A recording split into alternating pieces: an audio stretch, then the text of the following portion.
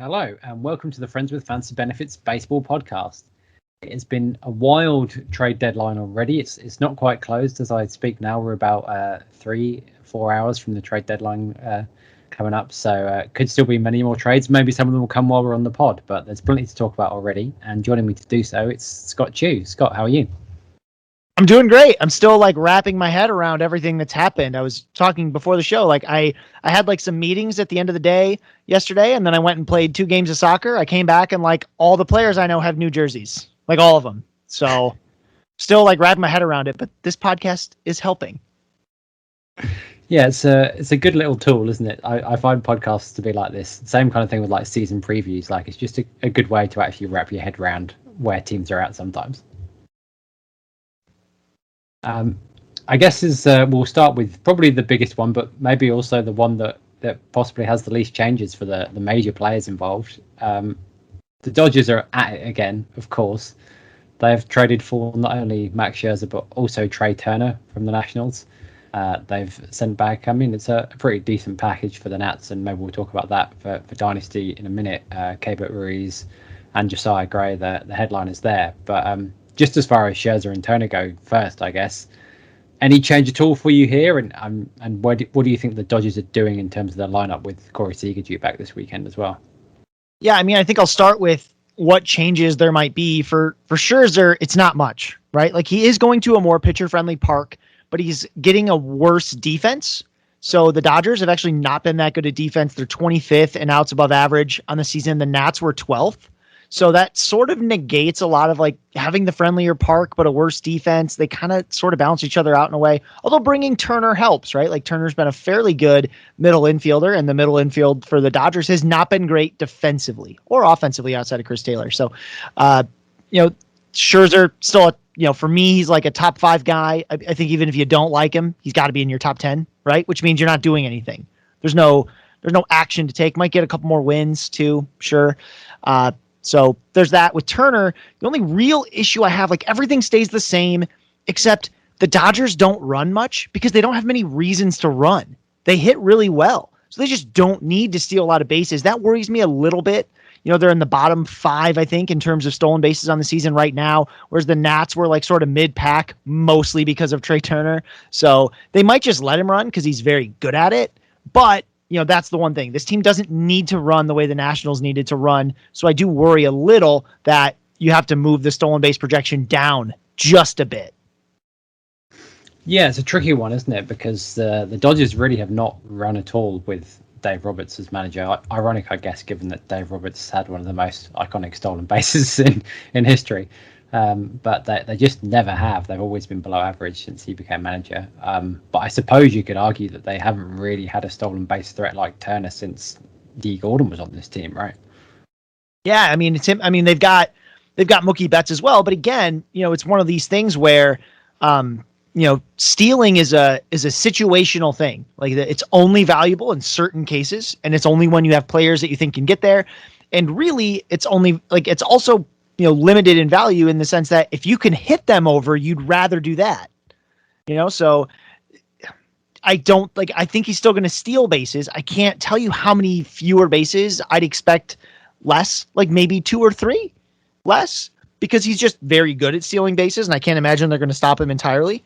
And there will still be situations where it's helpful, but overall, it will be, it's slightly concerning, if only because the Dodgers don't need him to run. They'll just hit him around.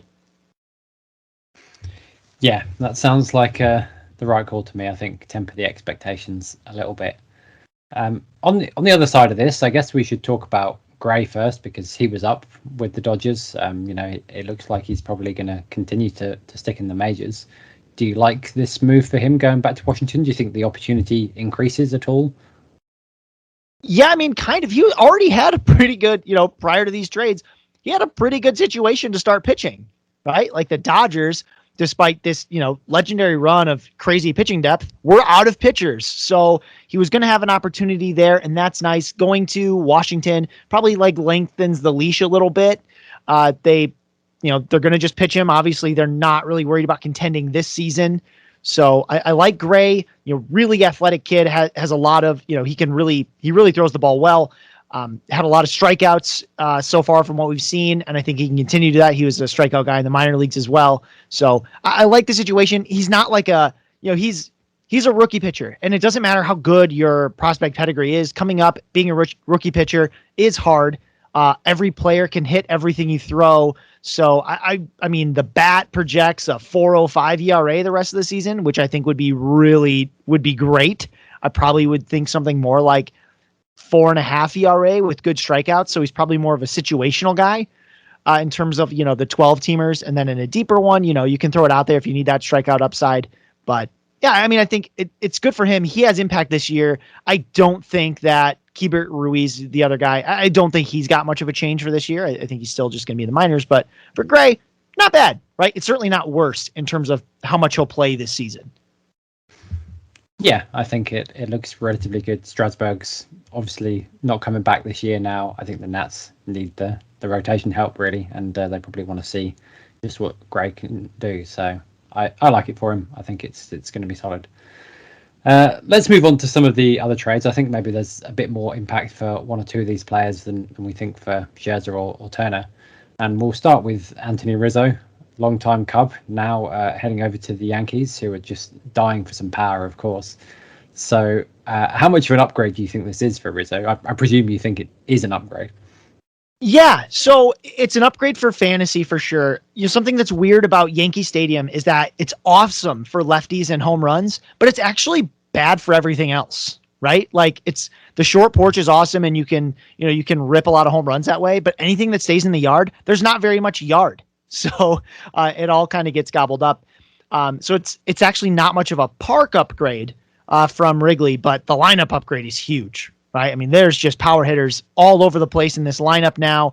I like Rizzo as a, top 15-ish if I'm being conservative. I do think he has like top 10 to 12 upside if he starts yanking fly balls. He already pulls the ball quite a bit, like a 47% rate between 2020 and start of 2020 and now. So I think he can take advantage of that short porch, get more home runs, even though his batting average might stay very similar, might not be great. It should be good enough, like a 250, 260 like he's been for a long time. But there's definitely more home run upside thanks to that short little porch over there and left, and a good lineup around him that will force teams to pitch to him. Yeah, definitely. Just looking down, I mean, it's ludicrous now. The roster resource starting lineup: LeMahieu, Judge, Gallo, Stanton, Rizzo, Sanchez, Torres, Urshela. That's not bad. If you've got Urshela batting ninth, you're in pretty good shape. You're going to be all right. Doing okay.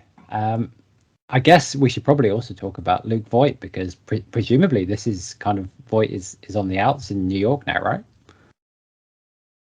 I mean, maybe like that's the hardest part of this whole thing for the Yankees, just figuring out like what pieces are going to go where, and how they're going to try to get all this together. I mean, we're going to see some. So I'm a Tigers fan, and back when they were making their runs in like the early 2010s, you saw this like hitter only infield where it was like Miguel Cabrera at third and Prince Fielder at first and Carlos Guillen at short. So basically like any ground ball got through, but they mashed. And that's kind of like how this outfield sort of looks, right? Like you're going to have Aaron Judge, Joey Gallo, and like Giancarlo Stanton in the outfield, right? Like because I don't see how else, if you're going to get Voit, he's got to be DH, right? How they're going to get that all together. I think what's going to happen is they are going to put Joey Gallo in like center and play just like a not great defensive outfield and just let Voit DH and switch back and forth with like Anthony Rizzo at first base. Although Rizzo's a good defensive first baseman, so you might leave him there too. They're just going to mash, and I think they're just going to let defense not be anything that gets in their way in terms of how they build this lineup. Yeah, we've seen it work before. It's going to be interesting. I'm certainly dubious about Stanton heading back to the outfield, but Brett Gardner has played far too many games for this team. He's kind of really dropped off in his late 30s. Not been a great season for Gardner, so I think the Yankees would do well to get him out of there. And even if they take a bit of a defensive hit, I think it's going to be worth it for them offensively.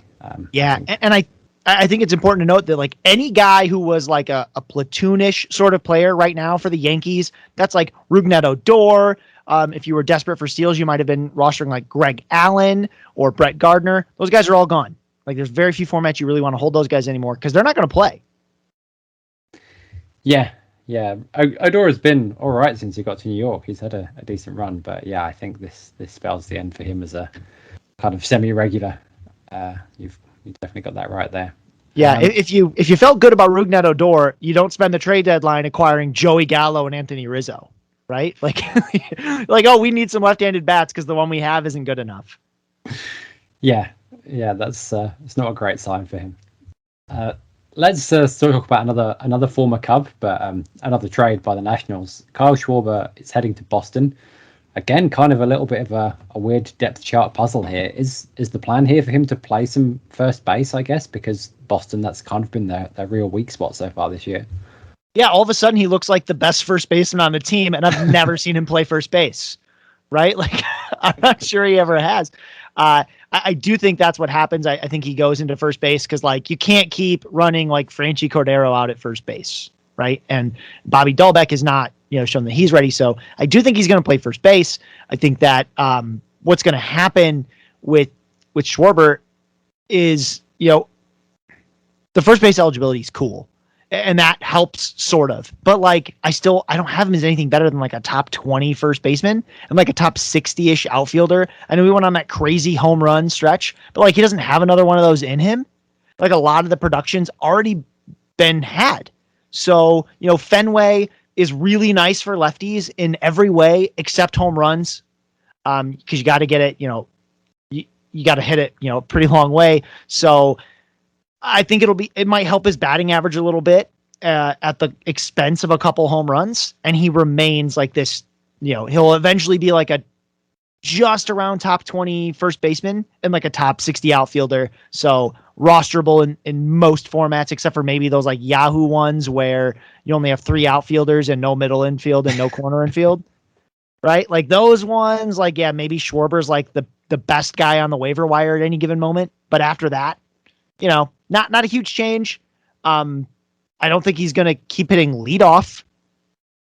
So, yeah, like that'll be weird. Hit there, isn't there? Because it's hard to see him. I mean, where's he going to slot here in this lineup? Maybe 6th.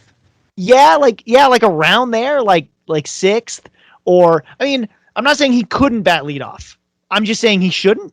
They probably have better options there, but otherwise, yeah, I mean, he'll maybe lose a couple plate appearances, and in exchange, he gets a much better middle of the order to work with, and either score runs or drive runs in, depending on where he ends up. I wouldn't be shocked if he is this guy that oscillates between like 2nd and 6th.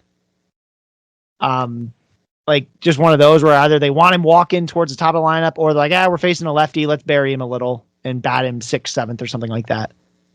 Yeah, I could see Cora doing that, and Cora really does seem to love having Enrique Hernandez batting leadoff as well. So it's hard to see him getting moved out of that spot at the moment. Yeah, and it's not like Schwarber's bringing speed to the table, right? Like he's good at getting to first base or like touching home plate. He's not so great at everything else. So, yeah, he also I was just looking at his batted ball profile this year, and he really isn't hitting the ball the other way very much. So the Green Monster is probably not going to be something he takes advantage of all that often. No, it's one of these things where he'll, again, the batting average might be a little better because if you use the Statcast. The Statcast Park factors, what you see is like it's really good for lefties except for home runs, and unfortunately that's the thing we want Schwarber to do. We want him to take walks and hit home runs. He can still take all the walks he wants, but the home runs are going to be a little harder to come by. Yeah, not ideal, but I think the lineup will help, certainly with some of the counting stats. We've had a few closer moves, so I kind of want to get to those and see what we make of all these deals. Let's start again, I guess, with the Nats. They're selling off, and another guy who got moved late last night was Daniel Hudson.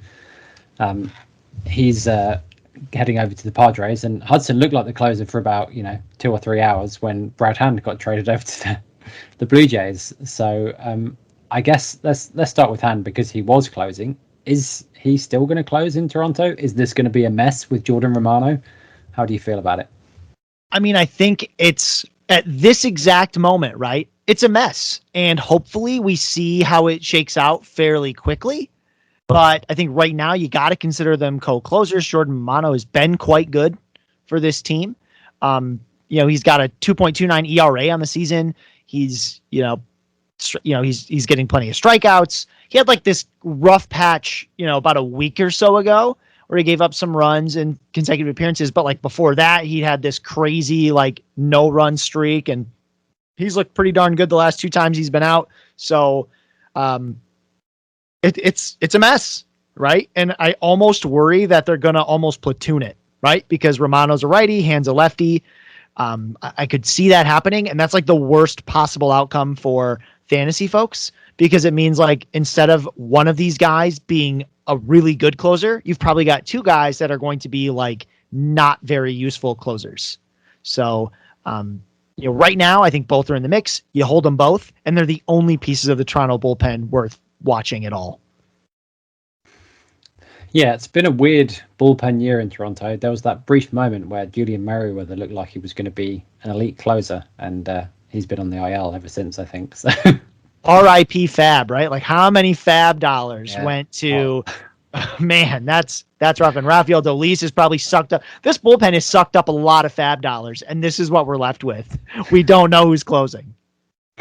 Yeah, I wasn't encouraged by Charlie Montoyo's basically saying, I haven't picked a closer. I'm not going to do that until I've talked to Brad. And so I wouldn't be surprised if he plays the matchups on this one and frustrates us all, to be honest. Yeah, and it's weird because you'd think that when you go to get a guy like this, you'd just make him your closer, but they've had Jordan Romano, and he's been good. Like they needed bullpen depth. They didn't necessarily need a closer, which is what made this move kind of surprising. But at least now they do have I think a lefty they feel really confident in. So it helps their team, and it doesn't help anyone in fantasy. It's like they don't think of us at all, isn't it? Bunch of jerks, Just because they're trying to win games. Outrageous stuff. I guess let's go back to Washington, because with Hudson clearing out, I don't think we particularly need to talk about him, because our favorite Mark Melanson is obviously going to carry on closing in San Diego. But this opens the door for somebody. Is it Kyle Finnegan? Is it Tanner Rainey? Is it Wander Suero? Who's getting the shot here? I'm going to take the safe path and do Kyle Finnegan for now.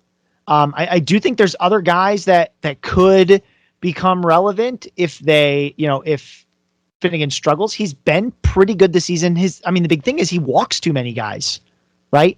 He walks over 4.5 batters an inning. He did that last season too. So if he, continues doing that, that's going to be a problem. Obviously it makes that role a lot more open. Honestly, this weekend, unless I'm in like an NL only and I'm desperate for saves, I really don't want to bid much on anyone, because even if I throw this big bid on Finnegan because I think he's the closer, how surprised would anyone be if in 2 weeks we're talking about so I guess Taylor Rainey ran away with a job, right? It wouldn't be that much of a surprise. So I'm going to kind of avoid it because nobody really stands out. Again, I do think it's Finnegan for now, but I don't know if now is a week or a month, because I have no confidence in really that holding for any period of time. Yeah, this to me, I think if you have the roster spot, and I wouldn't go dropping anybody who you think is particularly valuable, but this is the kind of situation where I maybe just kind of do 3 really cheap bids on all of them, and whoever doesn't get picked up, then I'll stash him for a week or 2 and see what happens. rather than blow a load of fab on one guy trying to place a bet. Yeah, there's just you can do I basically am gonna, in the leagues I'm in, I'll probably price enforce a little bit, just make sure someone had to bid more than $1, right? I was all right, the winning bid's got to be at least $3. I'll bid $3, something like that, right? I'll do some sort of price enforcement based on how that where I'm at in that league and how much I need saves. But otherwise, I'm not oh yes, finally I can spend this fab on a closer. No, you probably shouldn't. Yeah, I think that's definitely the right call there. The Rays are at it again, so let's talk about them for a moment. Diego Castillo had kind of been, the guy quite a lot for them. maybe even more than we expected. And now, obviously, because it's Tampa, they've gone and traded him over to the Mariners for JT Chargois. So is this, the mess to end all messes? Because even the guys who were getting saves for them, I think JP Fireeisen's on the IL, sorry. Peter Fairbanks is on the IL. I think Nick Anderson is on his way back, but he was the guy we expected, and he hasn't obviously got us any saves this year. So is there anybody here who you like, even if it's just I like the ratios, and if he gets me 3 or 4 saves, great. This bullpen is so crazy because like even just their IL is a really good major league bullpen, right? Like Anderson, Beeks, Oliver Drake, Pete Fairbanks, Tommy Hunter, Colin McHugh, Colin Posh, Chaz Rowe. Like those are just the guys that can't pitch right now. The funniest thing about it on Roster Resource right this second is they list 8 relievers and 4 of them have the closer designation, right? Like half the bullpen is closers, which means they don't have a closer, right? Like the old football adage, if you have 2 quarterbacks, that means you don't have a quarterback.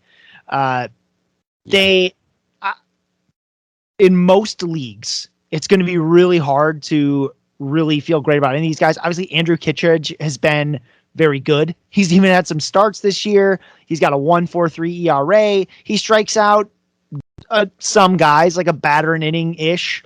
The ratios are good. He's a righty, so he's got, fewer times where you're going to shy away from him. Like, I guess him, but if you feel good about one of these guys, I mean, I guess go for it, but also, like, why? The Rays will use any of them, like, at their complete whim. They draw a card from a deck, and depending, of these 4 guys, like, it just depends on what suit it is, right? Like, oh, diamonds. That mean, all right, you're up, Matt Whistler. Have fun, bud. Like, they don't really have a plan until they're in the 8th and 9th inning. So I'm avoiding. Yeah, Kevin Cash does not care about your fantasy team. If we thought Charlie Montoyo didn't, then Kevin Cash definitely doesn't. So he's like that guy that guy in like high school and college is always like, why do we got to put labels on everything? We don't got to have labels. Like that's how he runs his bullpen. We don't need labels, no labels. Let's just have guys pitch the 9th, right? We'll just have them pitch the 9th. We won't use the word closer. Let's not call it closer. Yeah, I mean, on one level, I very much respect it, and I'm impressed by his bullpen management. I think he does a great job. But as far as fantasy goes, it's a total nightmare. Yeah. I mean, it's really smart to do for baseball. So, like, how dare you? Because it's not good for fantasy. Fantasy doesn't always care about what's best for teams in real baseball. We want saves, and we want saves to go to one guy, and they don't care because they just want the team to have saves. And they're good at it. They really are. We have indeed got some breaking news on the podcast. Ken Rosenthal dropping the bomb. Jose Berrios to the Blue Jays. So you haven't prepped for this one, obviously, Scott. What's your live reaction on that? I mean, more wins, right? Worse ballpark. Good, pretty good defense, I think. It's good for him. Like, not so good that if you don't roster Jose Berrios, so you can't really do anything. And if you have him, you shouldn't do anything. You're like, yay, I can use him. And, it's not like their rotation didn't need another guy, particularly a right-hander, which is weird, right? Like they could really use that, but yeah, it's fine. It's good for his wins. I don't think it changes a whole lot else. No, I think Berrios was going to start wherever he went, and yeah, it's good for the Blue Jays, but I think it's pretty much a wash otherwise. I mean, that's true for so many trades. So many trades, like the change to their outlook is incremental at best. Like the guy, like the place where a player would go to like have the biggest change, like to the Rockies, like nobody's doing that, right? Like those places, they're simply, not going. I guess there's a couple, and a great pitcher situation would be like going to San Francisco, but like they'll just use the real life waiver wire to get new pitchers, and that guy will throw for a 2 ERA, right? Like the Giants, they don't really need to do trades anyway. So a lot of these guys are going to move. It's mostly going to be bad for fantasy. Usually when closers get traded, it's bad for fantasy because they don't usually close in their new job, right? Well, we already saw this with Kendall Graveman. He's not going to close for Houston. I don't think he's much of a threat to close. for Houston. Ryan Presley's going to keep that job. So, it's rough because a lot of these trades, like, they're either neutral or someone has lost their role. Yeah, well, I wanted to talk about the Astros next, or rather not the Astros, because as you say, we know who's closing there, and Presley has been one of the best relievers in baseball this year. So in sort of one fell swoop, the Astros have kind of ruined two closer jobs by trading for both Graveman and Yimi Garcia. So who have you got in Seattle and in Miami who you think maybe is worth a speculative flyer for saves? Who are the leading candidates in those bullpens you might be picking up?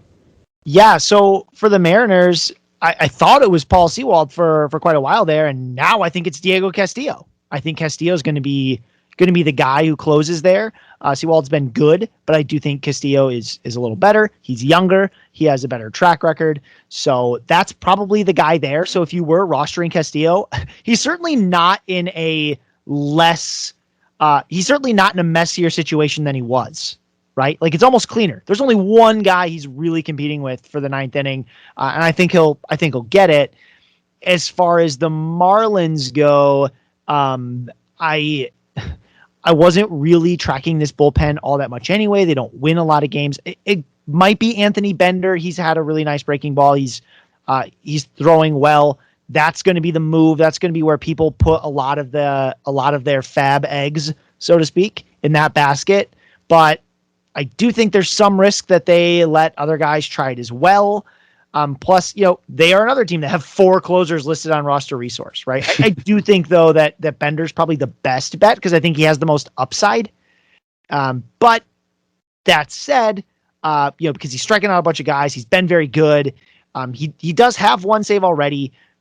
But then again, that's probably, of all the guys, that's probably where I'm putting the biggest bid. But, it's not going to be a huge bid because I still don't know.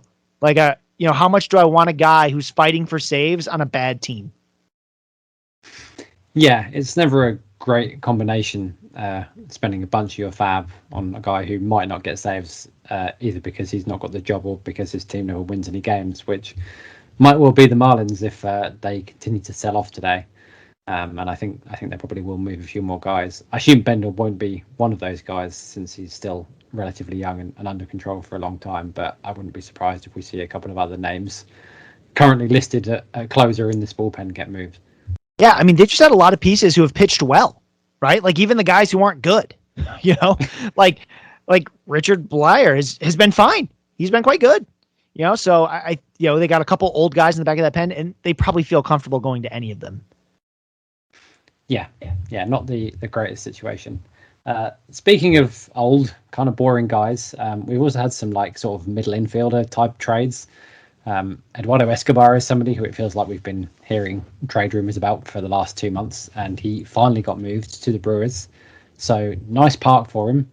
Does this change anything for you in terms of Escobar's valuation, or indeed in terms of anybody in Arizona who you think is going to step up and get some more playing time here? I mean, for Escobar, no, right? He's an old guy that's probably overperforming a bit.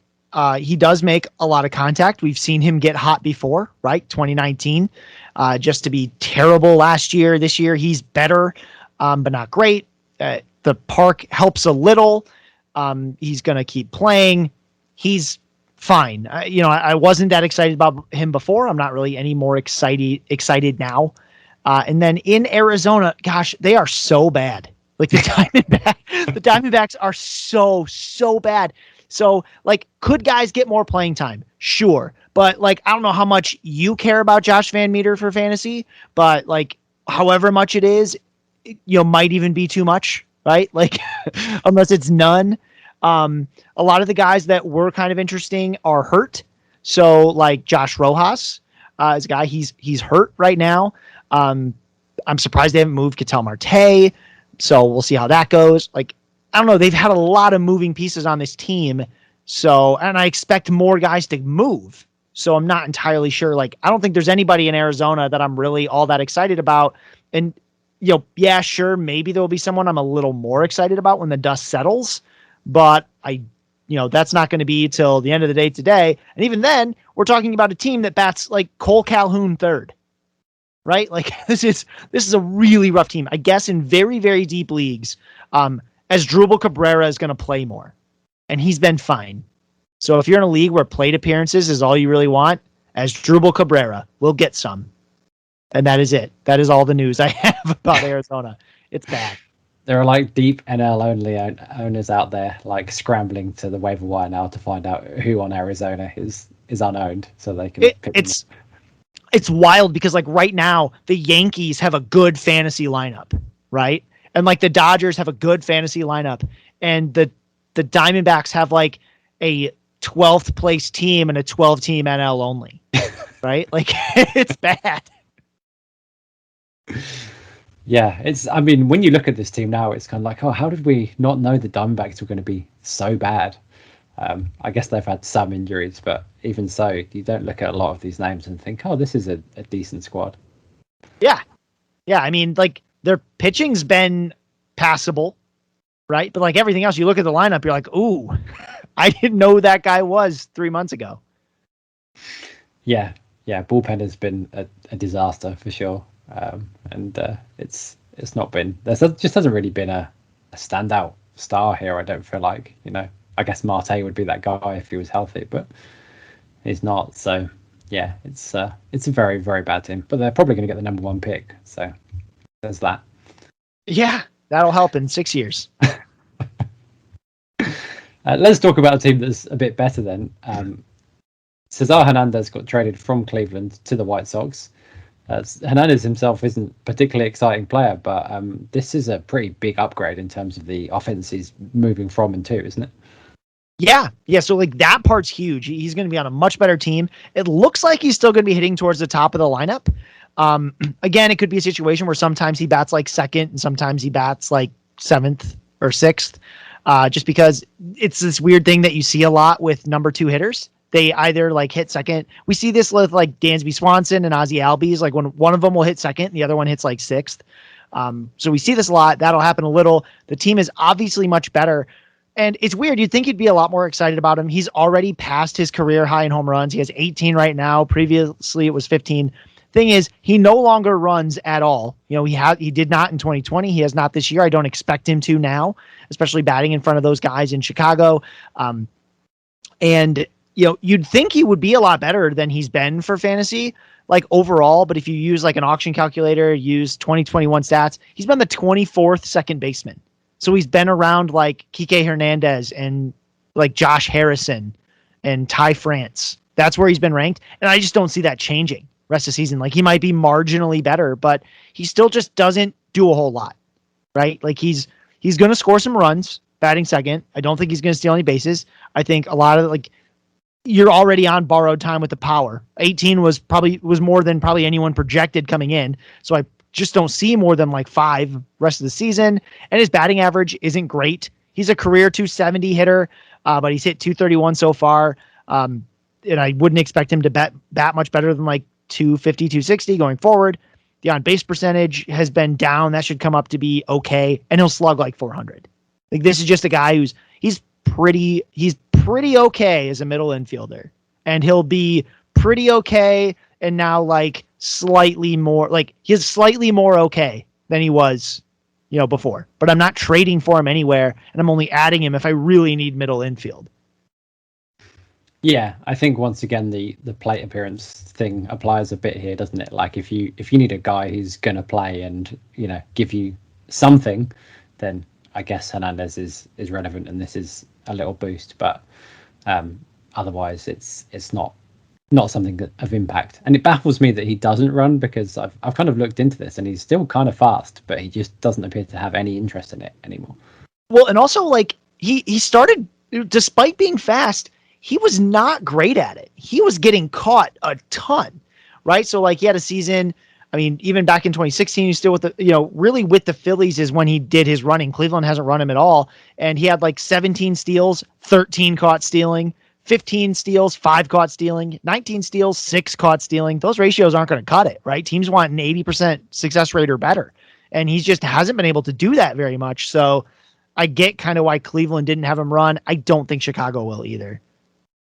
Yeah, they've not been particularly aggressive under La Russa on the base paths. They've also not been very good at it. They've been caught quite a bit. Cleveland was actually a much better base running team. So yeah, I don't think it's a great news from that perspective.